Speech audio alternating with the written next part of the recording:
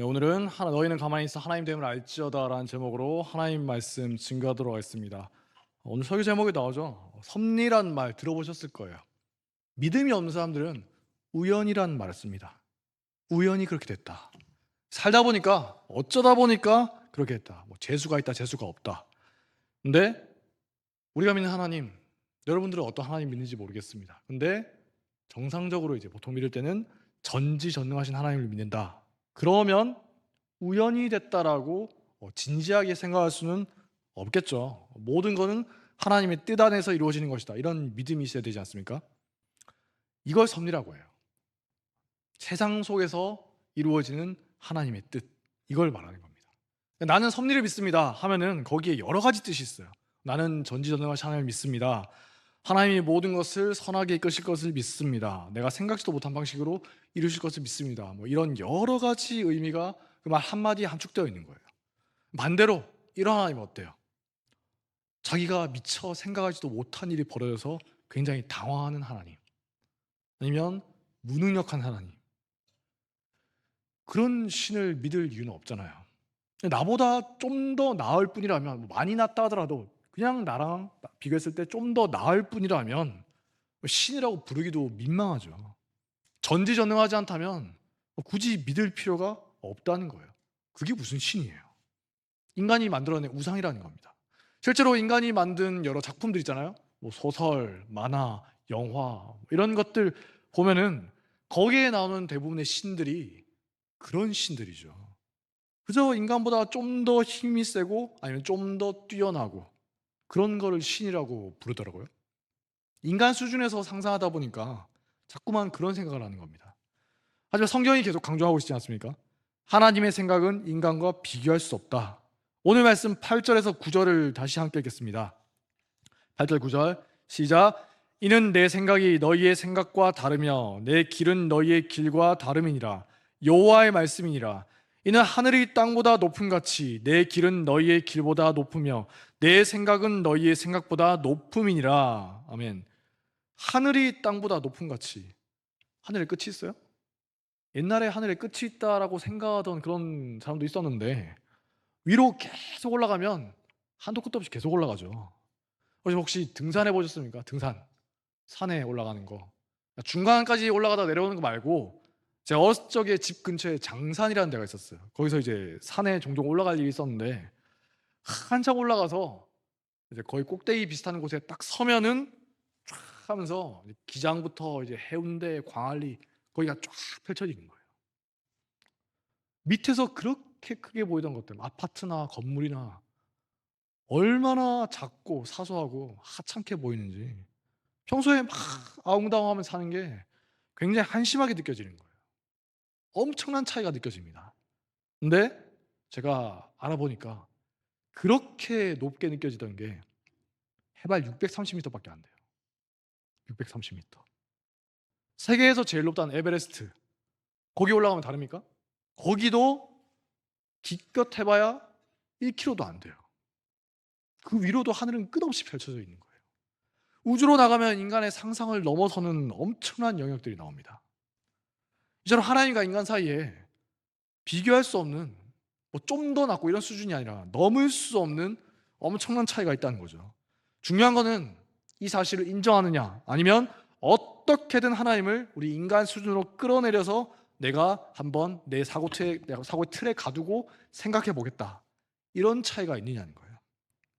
어른들이 아이들 생각하는 거 보고 있으면 어때요? 이제 영유아부나 특히 이제 유초등부쯤 되면 이제 막 머리를 굴리거든요. 애들 생각하고 말하는 거 보면은 뻔히 그 수가 보이죠.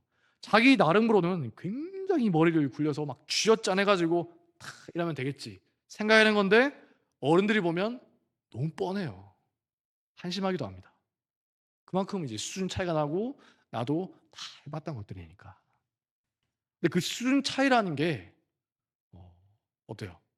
결국 이 땅 위에서의 차이, 인간들끼리의 차이일 뿐이라는 거예요. 하나님과 인간 사이에는 비교할 수 없는 차이가 있다는 겁니다. 이걸 인정하느냐 아니냐, 여기서 믿음의 수준이 갈리는 거예요. 하나님은 나와 비교할 수 없는 분이다. 이걸 이제 믿는 사람은 비로소 그걸 믿어야 비로소 섭리를 접하게 된 겁니다. 섭리. 그전까지는 어떻습니까? 그냥 우연으로 치부하죠. 재주가 없어서. 운이 좋았어요. 근데 그렇게 생각하던 세상이 다르게 보이는 거예요. 내가 이해할 수 없는 일을 하시는 분이구나. 내가 생각지도 못한 일을 이루시는 분이구나. 그런 분을 비로소 삶을 통해서 만나게 되는 겁니다. 하나님의 섭리가 어떤 면이 있습니까? 인간이 이해할 수 없는 방식으로 많은 일을 이루시죠. 언뜻 보면 불행처럼 다가와요. 시간이 지나고 보면 모든 것이 합력해서 선을 이루는구나. 그걸 우리가 알 수 있다는 겁니다. 시간이 지나고 나서 아는 거예요. 이집트에서 노예로 살던 이스라엘 백성들, 이집트 사람들의 멸시를 받았죠. 가축 자들 멸시받았어요. 그 상황만 놓고 보면 불평불만하기 딱 좋은 상황이에요. 요셉 시대에도 보면은 성경에 나오죠. 이집트 사람이 겸상을 하지 않았다. 이런 식으로 멸시하는 그런 게 있었던 건데, 불평불만할 수밖에 없는 그런 상황인데, 실제로 이스라엘 백성들이 나중에 보면 모세와 아론 때문에 너희들이 괜히 들쑤셔가지고 일을 더 힘들게 만들지 않았냐 하면서 막 이제 따지고 불평하는 내용 나오지 않습니까? 근데 그런 고난 덕분에 이스라엘이 이집트에 동화되지 않고 약속의 땅으로 갈 수가 있었다는 거예요. 당시에 세계 최고의 문명을 자랑하던 게 이집트입니다. 세상에서 제일 살기 좋던 곳이 이집트예요. 먹을 거 없으면, 지금은 이제 우리가 뭐 굶어 죽을 걱정 거의 안 하는데, 옛날에는 비료 같은 게 없으니까 조금만 기근이 들면 얼마든지 굶어야 되고 아사할 수 있는 그런 시대였거든요. 근데 굶어 죽을 것 같다. 사람들이 무조건 어디로 가냐? 이집트로 가자. 나중에 로마 제국이 이집트를 점령한 후에도 로마 제국을 먹여 살리던 굉장히 비옥한 땅이 이집트였다는 거예요. 근데 가나안 땅은 어떻습니까? 이집트에 비하면 시골이에요. 깡촌입니다. 적과 꿀이 흐르는 땅, 이집트에 비교할 바가 안 됩니다. 그런 곳에서도 거주한 게 아니고 떠돌아다니는 유목 생활을 했죠. 그러다가 이제 이집트에 딱 들어가니까 눈이 돌아가지 않겠어요? 와, 이게 뭘까? 영화 같은 거 보면 쫙 나오잖아요. 어쩌면 그것보다 더 웅장했을 수도 있는데, 그런 것들을 팔레스타인 시골에 있다가 양치고 그런 거 하다가 들어가서 쫙 신전 같은 게 있는 그런 것들을 보는 겁니다. 동화되지 않는 게 이상해요. 세계사적으로 보면 동화되는 게 지극히 정상이라는 겁니다. 역사적으로 보면 이제 우리 옆 동네 이제 중국을 정복했던 이민족들이 굉장히 많죠. 순수한 한족 왕조는 거의 없어요. 대부분 이제 이민족들의 왕조였는데, 근데 정복자로 들어섰던 이민족들이 시간이 지나면 어떻게 됩니까? 동화돼 버려요. 자기들 문자나 문화가 있는데 그걸 서서히 버리고 점점 이제 중국 문화권, 중화문화라고 하죠. 거기에 편입되는 겁니다. 옛날에는 중국이 지금 미국 이상으로 세계 질서의 중심이었으니까 전혀 이상한 게 아니라는 거예요. 로마를 정복했던 야만족들 어때요? 로마를 침략하고 다 때려 부수고 사람들 죽이고, 야만족들 조금만 시간 지나니까 서로 막 앞다퉈가지고 내가 로마의 후예다, 그런 거 주장하는 거예요. 자기야말로 로마의 정통성을 이은 후계자다, 이런 겁니다. 침략자들의 후손이. 그러면서 로마의 문화를 받아들이고, 덩달아서 국교였던 기독교도 받아들이고 유럽 전체가 복음화가 되는 거예요. 동화되는 게 전혀 이상하지 않고 오히려 자연스러운 현상이라는 거예요.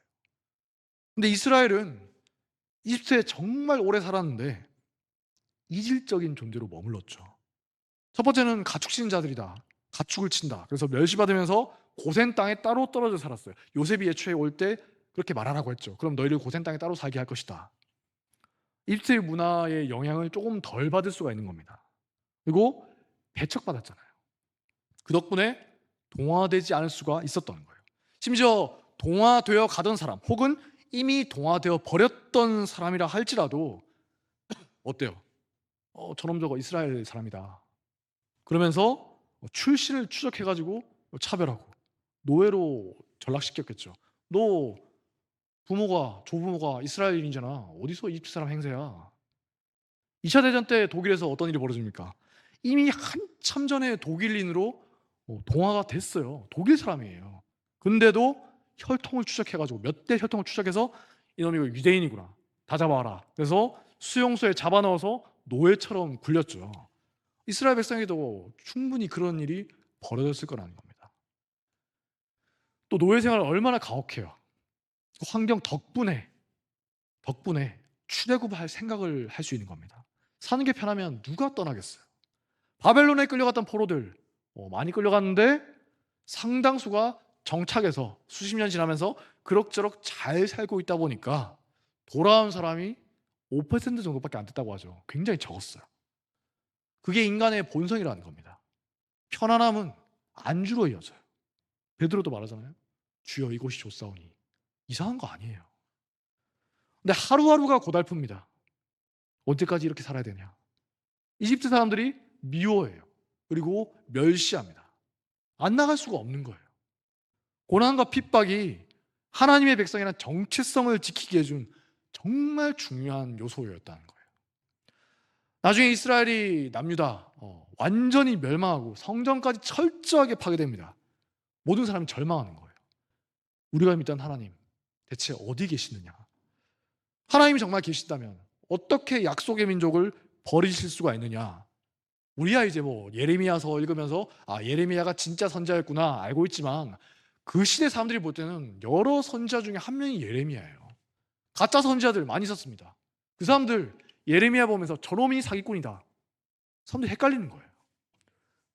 근데 진짜 멸망하니까 예레미야 말 듣고 하나님 뜻이 그렇구나 이게 아니라 이상한 사람들의 말 믿으면서 하나님이란 존재하지 않는 것인가, 하나님 우리를 버리신 것인가 이렇게 생각하는 사람도 많이 있었다는 겁니다. 그리고 당시에 고대 근동, 중동 지역이죠. 거기 사고방식이 어땠냐. 인간들끼리 전쟁을 하지 않습니까? 그냥 전쟁이 아니라 무조건 신들의 대리전이다. 각 지역의 신들이 있어요. 도시마다 신들이 있습니다. 각 나라의 신들이 있어요. 우리로 치면 이 마포구인가요? 은평구? 마포구의 신, 은평구의 신. 서로 싸우면 마포구와 은평구의 신들의 싸움인 겁니다. 아니면 상암동의 신. 실제로 이런 것들이 계속 있었거든요. 우리도 보면 토지신이라는 게 있었죠. 신들이 서로 싸우는데 인간을 대리인으로 내세워서 싸운다. 이렇게 생각하는 거예요. 그러니까 어떻습니까? 전쟁을 해서 어느 한편이 이기잖아요. 이긴 편의 신이 패배한 편의 신을 이겼다. 이 신이 더 강하다. 인간들끼리 싸워서 이긴 그게 아니라 신이 이겼다. 이렇게 생각하는 거예요. 바벨론의 신이, 마르둑 신이 이스라엘의 여호와란 신을 이겼구나. 이런 거예요. 이전까지는 아무리 침략을 받아도 땅이 점령을 당해도 그래도 성전이 있다. 성전이 있는 예루살렘이 버티고 있다. 히스기야 때를 생각해봐라.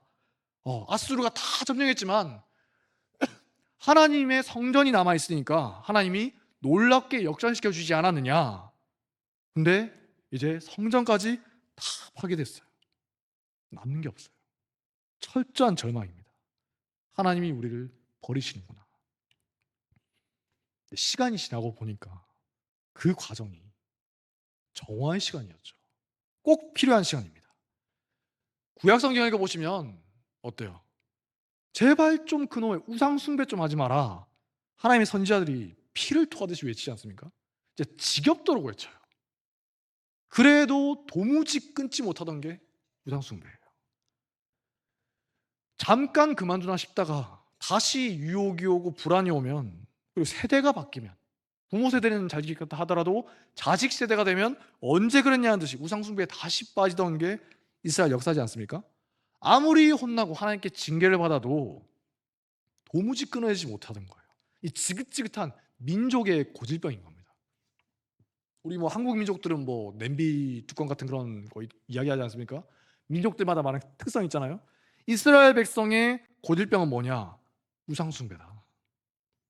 그런데 성전까지 완전히 박살난 일을 겪으면서 민족 전체적으로 이제 대각성이 일어나는 겁니다. 거의 부흥이 일어나는 거예요. 대각성이 일어나요. 앞으로 무슨 일이 있어도 우상 숭배만큼은 절대로 용납하지 말자. 그런 놈은 다 잡아 죽여라. 절대 용납하지 말자. 구약 성경 때까지 잘 읽다가 신약 성경 읽으면 뭔가 좀 달라요. 우상 숭배에 대해 경고하는 말이 거의 없거든요. 읽어보세요.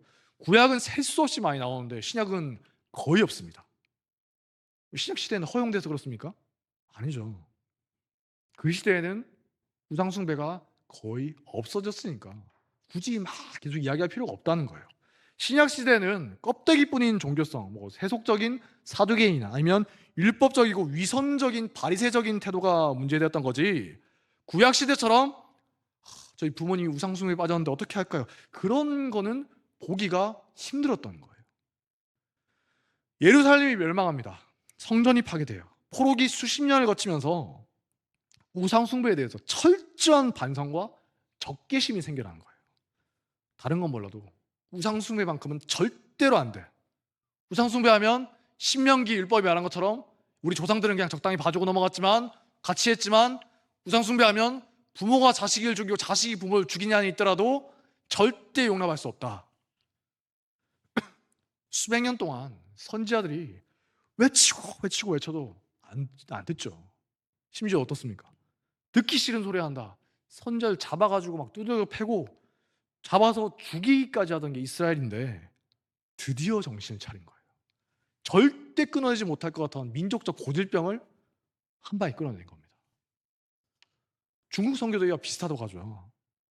조선 땅에 한참 후에 선교사들이 오지 않습니까? 뭐 언더우드 선교사, 뭐 최초에 왔던 선교사 누구냐 하면은 뭐 약간의 논란이 있지만 한참 뒤에 왔어요.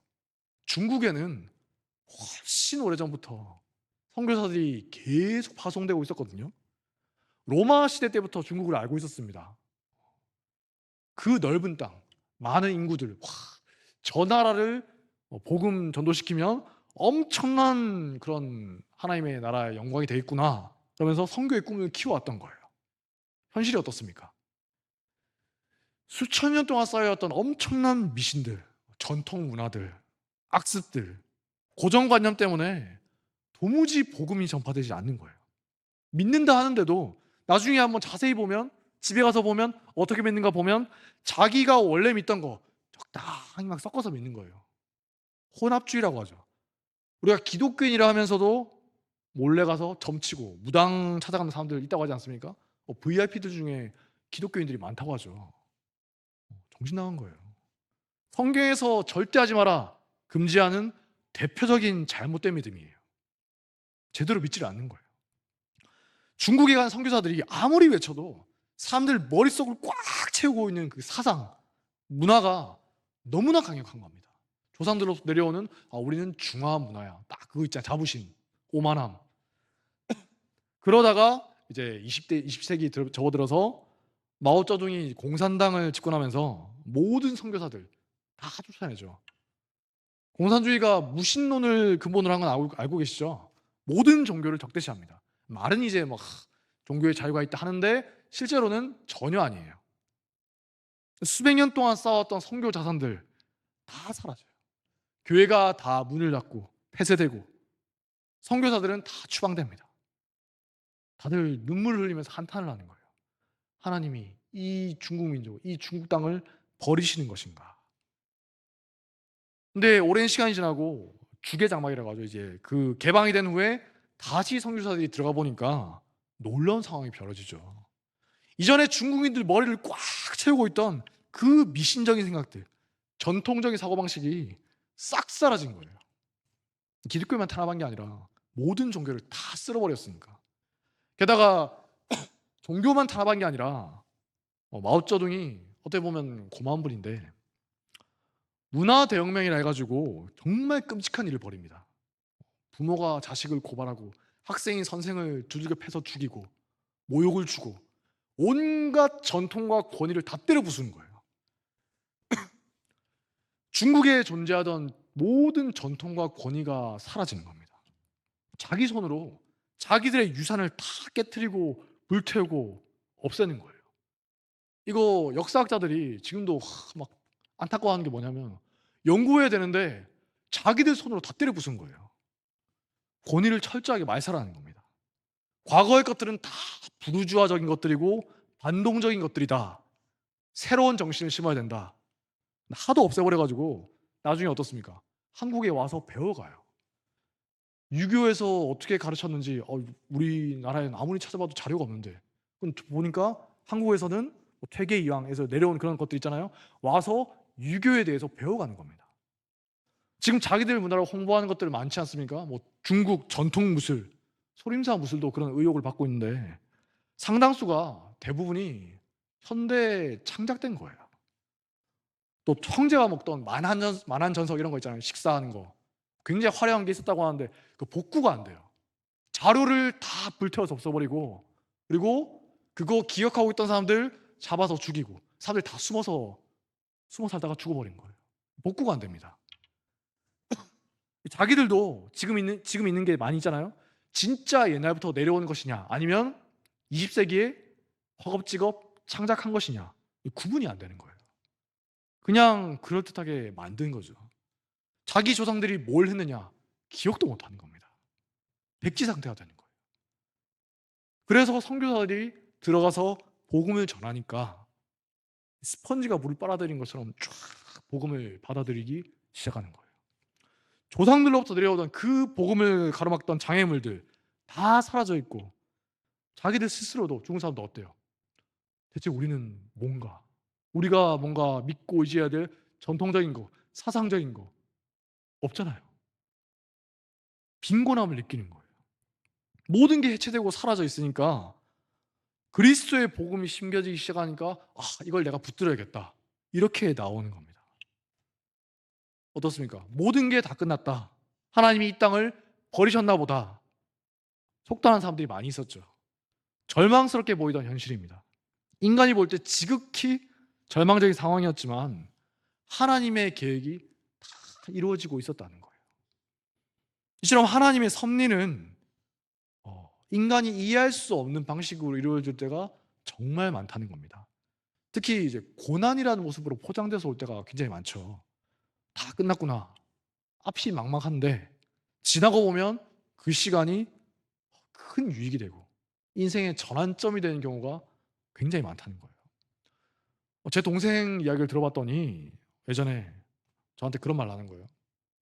만약에 우리 집이 별 문제 없이 평안했으면, 경제적으로 엎어지지 않았으면 나는 절대 공부 안 했을 거다. 고등학교 때까지는 열심히 합니다. 왜냐? 대학교 가서 마음껏 놀기 위한 빌드업으로. 대학교만 가면, 대학 가면은 하고 싶은 거 다 하면서 팽팽 놀았을 거라고 해요. 홍대와 이태원 또 뭐 그런 것도, 저 이름도 못 들어본 그런 곳들을 매일 돌아다니면서 어떻게 놀고, 그 다음에 난 어디 가고, 어디 가면 뭐가 있다더라, 열심히 방탕하게 살았을 거라 하더라고요. 나름 원대한 계획을 세우고 학생 때부터 미리 막 알아보면서 굉장한 기대감에 부풀어 있었다는 거예요. 근데 이제 하나님의 도우심으로 집안 사정이 어려워지면서, 그리고 동생이 다니던 학교에 대학 총장이 바뀌었거든요. 서남표라는 분으로 바뀌었는데 이분이 학교 방침을 완전히 바꿔버립니다.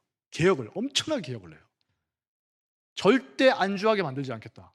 학생도 그렇지만 교수도 만약에 안주하면 다 잘라버리겠다. 욕을 많이 먹었는데, 근데 이제 그분이 학교를 굉장히 등급을 올리셨거든요.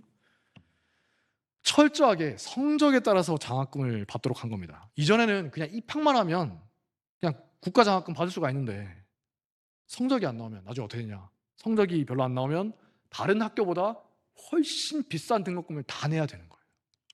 그래서 정말 어쩔 수 없이 피눈물을 흘리면서 장학금 받으려고 공부를 할 수밖에 없었다는 거예요.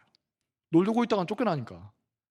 내가 대학까지 와서 대체 왜 또 공부해야 합니까? 물론 이제 대학은 공부하러 가는 겁니다. 동생 말이에요. 내가 대학까지 와가지고 놀려고 대학 왔는데 왜 또 공부를 해야 되냐, 막 속으로 울면서 억지로 했다는 거예요. 하도 힘들게 하니까 막 잠도 제대로 못 자면서. 그리고 또 그 총장님이 영어로 진행된 수업을 그렇게 많이 했다 하더라고요. 영어로 해라.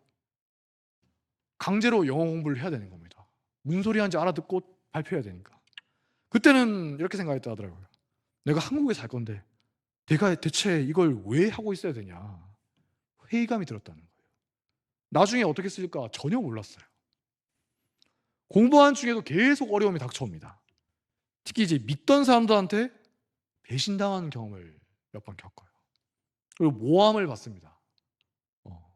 동생이 막 이제 좀 저보다 성격이 착해서 막 이렇게 하지 못하니까 그냥 당하는 거예요. 멘탈이 거의 터질 지경이 되는 거예요. 인생의 바닥을 경험하는 겁니다. 제가 원래 제 아버지랑은 그런 이야기 좀 했었는데 제 동생하고는 살면서 단 한 번도 신앙적인 이야기를 한 적이 없었거든요. 진짜 없어요. 둘 다 어릴 때부터 교회를 다니긴 했는데 그냥 간식 준다고 하니까, 가면 놀아 준다고 하니까 그래서 그냥 놀러 간 거였거든요. 저희 집안 자체가 기독교랑 아무 연관이 없던 집안입니다. 그러니까 부담이 없어요. 교회 안 가고 싶으면 안 갈 수 있어요. 제가 막 어렸을 때 어머니랑 싸우다가 막 "나 교회 안 갈 거예요." 시위하잖아요. 저희 집사람, 저희 아내는 이야기하는 게 "학교는 안 가도 오케이. 아무 신경 안 쓰지만 상관없다. 하지만 교회는 반드시 가라." 장모님이 저희 아내를 그렇게 교육시켰다고 하는데 학교는 안 가도 상관없는데 교회 안 가면 난리가 나는 겁니다. 근데 저희 집안은 저희 어머니는 제가 막 열받아 가지고 나름 이제 막 시위한다고 협박한다고 "교회 안 갈 거예요." 하면 어떻게 하냐? 그러든지 말든지. "뭐 가라 했냐? 지가 가겠다고 해서 보내준 거구만. 가지 마라. 가지 마." 약을 올리는 거예요. 진짜 화가 나 가지고 악착같이 교회를 계속 갔습니다. 아니 그렇게 살았어요. 제가 아무리 봐도 동생은 믿는 것 같지가 않는 거예요. 저도 뭐 딱히 모범적인 교인은 아니었으니까 제가 감히 동생한테 뭐 이래라 저래라 말할 자격도 없고 말할 생각도 없었던 거죠. 근데 한참 시간이 지난 후에 어느 날 동생이 한 30 한 중반쯤 됐을 것 같은데 저를 붙잡고 갑자기 자기가 만난 하나님에 대해서 간증을 하는 거예요. 제가 막 당황했습니다. 갑자기 왜 이래 하면서. 잘못 먹었나? 자기가 얼마나 힘들었나, 몇 년 동안 얼마나 힘들었는가, 그 한참 이야기하다가 신앙적인 이야기를 하는 겁니다. 자기가 그 학교에 있던 근처에 있던 교회 습관적으로만 가고 있었는데 예배만 끝나자마자 총알같이 집으로 돌아가고 놀았는데 어느 날 너무 힘들 때 별 생각 없이 그냥 습관적으로 관성적으로 간 그 예배에서 하나님이 인격적으로 만나 주셨다는 거예요. 그 이후로 자기가 이러쿵저러쿵 어쩌고저쩌고 이해하는데 제가 솔직히 잘 못 들었습니다. 너무 당황스러워 가지고 하면서 이제 왜 이러나 하면서 듣고 있었는데 죽고 싶을 정도로 힘들었던 시간을 통해서 하나님을 만났다는 거예요.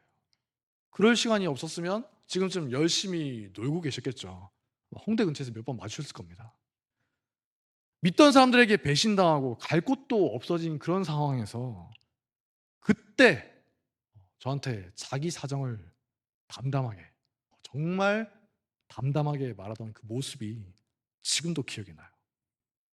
그 억울한 사정을 제가 듣고서 제가 막 엄청 화가 나더라고요. 아니 인간들이 어떻게 그런 짓을 할 수가 있나. 자기를 도와준 사람의 등에 그렇게 칼 꽂을 수 있냐 하면서 막 펄펄 뛰었는데 동생이 저를 막 타이르면서 시편 말씀을 인용하더라고요. 주의 말씀은 내 발의 등이요 내 길의 빛이니이다. 원래 책을 안 읽던 앤데 성경 말씀을 인용하길래 제가 갑자기 왜 이러나. 그럼 저한테 말하는 거예요. 앞이 어둡고 캄캄해서 보이지가 않는다. 그렇다 할지라도 발 앞을 비추는 등불을 보면서 한 걸음씩 걷다 보면 하나님이 길을 인도해 주시지 않겠나. 제가 그때 아직 목사가 되기 전이라서 정말 다행인데 화를 내면서 막 흥분하니까 동생이 웃으면서 저를 차분하게 타이르시는 겁니다. "사역자가 그렇게 믿음이 없어서 되겠습니까?" 하면서 막 이러는데 그때 저도 이제 진짜 들으면서 막막했는데 얘 인생이 어떻게 되냐. 저도 그때 이제 이 교회에 와 가지고 여러 가지 일을 겪던 상황이었으니까 둘이서 부산의 그 광안리까지 한참 동안 걸으면서 이야기했던 그게 생각이 납니다. 제가 말했어요. "너도 한치 앞이 보이지 않는 상황이고 나도 누가 나랑 대체 결혼해 줄까? 결혼도 못 해서 목사가 못 되고 있고 새로운 길 사역지에서 생긴 골치 아픈 일 때문에 내가 지금 고민도 되는 상황이다. 서로를 위해서 기도해 주자. 우리 뭐 멀리 미래를 예상하면서 몇 년 뒤에 뭘 하고 있겠지 그런 거 생각할 겨를도 없어. 눈앞에 있는 그런 일들 때문에 낙심할 그런 여유도 없고 그냥 앞에 있는 마땅히 우리가 해야 될 일 하면서 한 걸음씩 헤쳐나가자. 하루하루 살다 보면은 1년 지나가 있겠지." 부산 수영강 옆에 있던 그 산책로를 걸으면서 서로 위로하고 격려했던 기억이 납니다. 그때 진짜 막막했거든요.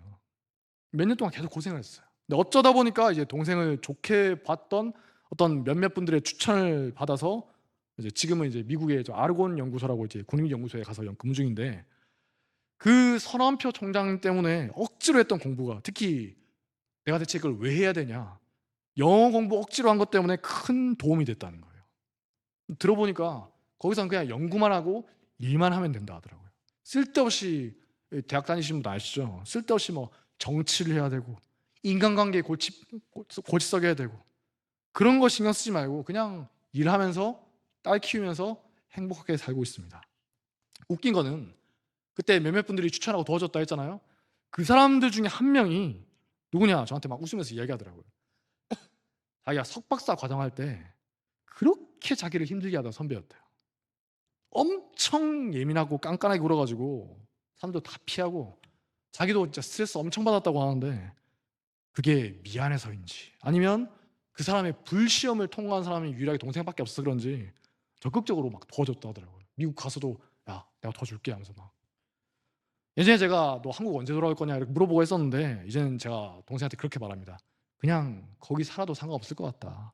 너 괜히 한국 와봤자 또 사람들 정치질하는 거 봐야 되고 줄 어떻게 서야 되는지 그것 때문에 골치 아파야 되고 선후배니 뭐니 한국 문화 때문에 시달리고 특히 이제 제일 골치 아픈 거 자격 없는 사람들이 낙하산 타고 들어와가지고 자기 백 믿고 막 이상한 짓 하는 그런 거 또 보고 있어야 되고 모함 받을 수도 있고 고생할 게 뻔하다 보니까 제가 그냥 거기 살아 그런 말들을 종종 하거든요. 하나님이 또 인도하시면 뜻하시면 와야죠. 하나님이 까라면 까야 되니까. 그리스도인의 인생이라는 게 자기 하고 싶은 대로 살아가는 게 아니라 섭리를 따라 사는 거니까. 저도 돌이켜보면 대체 하나님께서 나에게 왜 이러시나 이해되지 않는 일들이 참 많았던 것 같아요. 화가 나는 일도 많았습니다. 한참 지나고 나서야 이래서 그때 나에게 그런 일들을 허용하셨구나. 그런 일을 겪게 하셨구나. 그렇게 뒤늦게 깨닫게 된 일들이 정말 많아요. 저한테 필요한 일들이었던 거죠. 근데 제 성격이 지금도 이런 걸 보니까 아직도 온전히 깨닫지 못하고 더 겪어야 될 것 같습니다. 하나님의 섭리를 믿고 기다릴 줄 아는 자세가 필요한 거예요. 지금 당장 내가 이해되지 않는 일들이 벌어질 때, 고난이 있고 어려움이 있고 억울함이 있을 때 막 펄펄 뛰면서 분노한다거나 당장 어떻게 싹 처리해가지고 깔끔하게 해결해버리겠다. 이 본성 아직 완전히 버리질 못하겠더라고요. 근데 뭐 제 잘못은 아니잖아요. 하나님이 이렇게 태어나게 하셨으니까. 근데 또 이게 필요할 때도 있어가지고 내가 이걸 어떻게 해야 되나 고민을 했는데 모세처럼 온유하게 연단되면 되겠더라고요. 모세가 어떻습니까? 자기 생각에 사로잡혀가지고 하나님께서 사도행전 스데반 설교본 나오죠. 하나님께서 이때 나를 통해 구원을 베푸시는구나. 자기 생각이에요. 자기 생각에 사로잡혀서 사람을 때려 죽일 정도로 혈기가 넘칩니다. 하나님께 직접 받은 십계명 돌판 집어 던져서 깨뜨려 버리죠. 저는 어렸을 때 그 이야기 들으면서 뭐 화나면 그럴 수도 있지 생각했는데 지금은 이제 좀 너무하네 생각할 정도인데 많이 좀 그래도 연단이 된 겁니다. 모세가 나중에 무슨 말 듣습니까? 세상에서 가장 온유한 자다. 열두 정탐꾼 사건 때 백성들이 모세와 아론을 원망해요. 이집트로 돌아가자. 저놈들 믿다가 우리 인생 망하겠구나. 그러니까 어떻게 합니까? 화를 낸 게 아니라 모세와 아론이 이스라엘 자손의 온 회중 앞에서 엎드린지라. 엎드려서 하나님께 기도한 거예요. 그러니까 백성들이 그걸 보고서 더 악해지죠. 이제 모세 편을 들고 있던 여호수아 갈렙까지 4명을 이제 돌로 쳐서 죽이자 이러는 겁니다. 하나님이 쫙 나타나셔서 모든 것을 해결해 주시는 겁니다. 그 다음에 이제 고라의 반역 사건이 바로 이어서 나오거든요. 그때도 모세를 거슬러 가지고 패거를 지어서 일어나니까 모세가 어떻게 합니까? 옛날 성격 같았으면 해보자 이랬을 건데 모세가 듣고 엎드렸다가 하나님께 기도한 거예요. 하나님의 뜻을 기다리는 거죠. 근데 이게 자꾸 이제 회피형이신 인간들한테 이제 자꾸 악용되다 보니까 이제 아무것도 안 하면서 문제를 자꾸 피하려는 분들이 있죠. 그런 분들에게는 아주 좋은 핑계로 이용되다 보니까 이제 하나님의 뜻을 기다립시다. 이게 이제 굉장히 하찮게 여겨지고 한심하게 보일 때가 있는데 사실 이거 굉장히 중요한 겁니다. 특히 저 같은 사람에게 어쩌면 평생의 과제예요. 혈기 부리지 않고 화부터 내지 않고 기도하고 지혜롭고 온유하게 대처하면서 하나님의 뜻을 기다리는 것. 제가 요즘에 왜 그럴까 고민되는 게, 교회에서 그렇고 특히 제가 속해 있는 교단에서도 요즘 좀 그런 고민하게 되는 일들이 자꾸 벌어지거든요. 제가 왜 그럴까 흥미롭게 보고 있어요. 하나님이 나에게 이제는 좀 그런 자세를 길러라, 연단시키시는 게 아닐까, 시험을 주시는 것 같아요. 예전 같았으면 제가 막 펄펄 뛰면서 난리를 쳤을 그런 일들이 벌어지고 있는데도 시간이 지날수록 뭔가 좀 점점 침착해지는 걸 제 스스로 느낍니다. 제가 목사지만 많이 부족해서 이제야 하나님의 섭리에 대해서 실제로 배워가는 것 같아요. 이해할 수 없는 일들, 납득할 수 없는 일, 심지어 억울한 일들이 벌어질 때 과연 하나님을 믿고 잠잠히 있을 수 있는가? 다시 말씀드리지만 회피형인 분들에게는 해당되지 않습니다. 핑계 대시면 안 돼요. 악한 거예요. 근데 그렇지 않은 분들에게는 반드시 필요한 영적인 태도라는 거예요. 시편 46편 10절 말씀. 너희는 가만히 있어 내가 하나님 됨을 알지어다. 입을 다물고 섣불리 행동하지 말고 섣불리 판단하지도 말고 이제 가만히 있어서 하나님이 어떻게 이루어 가시는가 한번 지켜봐라. 그게 섭리를 믿는 그리스도인의 자세고 신앙인의 바람직한 모습이라는 겁니다. 제가 지난주 금요일에 목사들 모임인 노회에 좀 갔다 올 일이 있었거든요. 임시노회. 정말 어이없는 일들을 많이 봤습니다. 목사들이 굉장히 약해요. 여러분, 일체 기대하시면 안 됩니다. 교회에서, 가정에서 거룩하게 한 사람들 그 모임 가가지고 진짜 거의 마귀처럼 행동해요.